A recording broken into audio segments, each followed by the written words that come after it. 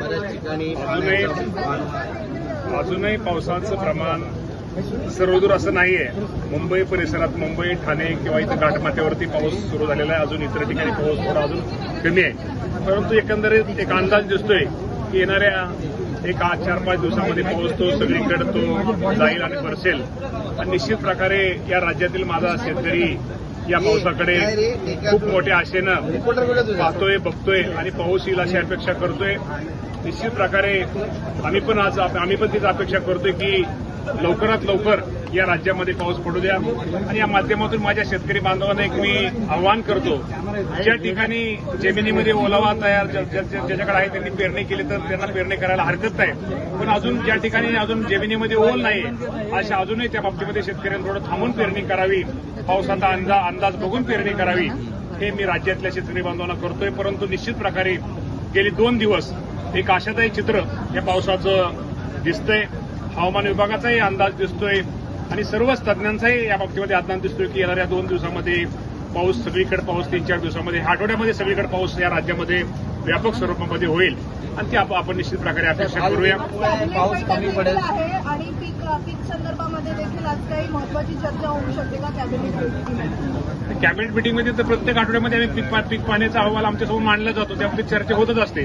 मी तुम्हाला ताई एकच आपल्या माध्यमातून सगळ्या शेतकऱ्यांना सांगतो की निश्चित प्रकारे शेतकरी बांधवांनी पावसाचा अंदाज बघून पेरणी करावी.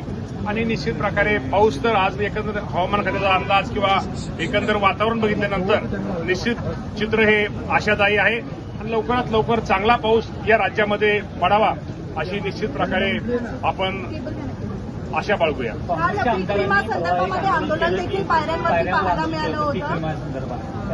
ठीक आहे. पीक विम्याच्या बाबतीमध्ये काल आपल्याला माहिती आहे की मी या राज्याचा शेतीनिष्ठ पुरस्कार, कृषीनिष्ठ शेतकऱ्यांचा पुरस्कार काल वरळीला होता, त्यामुळे मी नव्हतो.